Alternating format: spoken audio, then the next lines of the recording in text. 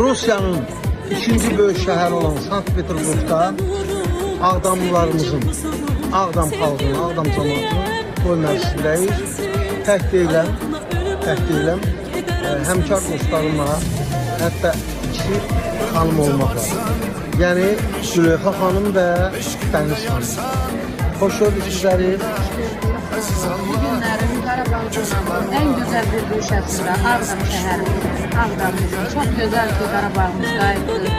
Öz millətimiz, öz insanlarımız hamısı öz yuvasına yerləşdilər və bu günlərim onların möhtəşəm bir gözəl Zeytun restoranında toy məclisindəyik. Mən Dəniz Nur və Züleyxa xanım.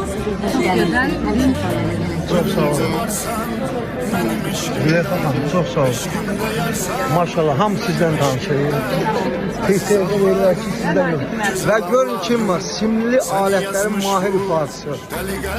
Mənim davulda, kamerada, oxumaqda sənətinin sahibi olan Elnur qardaşım da bu.